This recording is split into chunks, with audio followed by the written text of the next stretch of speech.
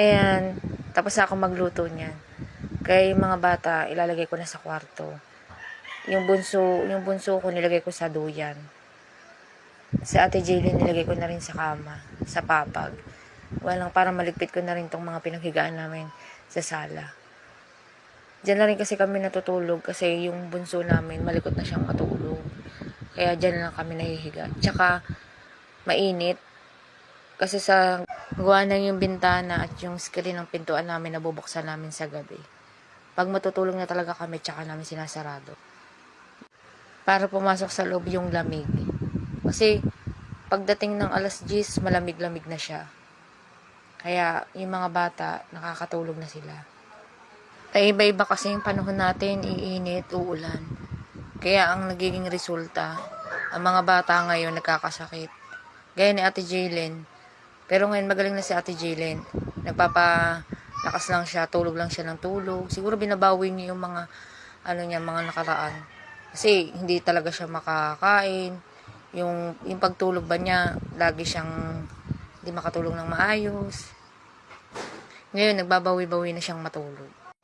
At para bumalik yung lakas niya. Para makabawi siya ng lakas niya. Na itatanong sa akin, paano mo nagagawa yun? Dalawa yung anak mo. Tapos, gumagawa ka pa ng video. Ganito po ang sagot ko. Bali po yung asawa ko po, tinutulungan niya po ako. Pag uwi po niya ng galing trabaho, siya na po ang gumagawa. Siya na po ang sa gabi. At ako naman po ang nakatoka sa mga bata. At sa umaga naman po, hindi naman po ganun kakalat.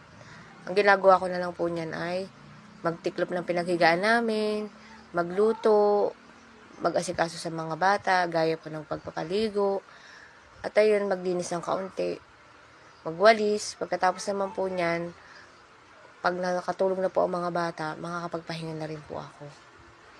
Wala naman pong madali na trabaho, lahat pinaghihirapan.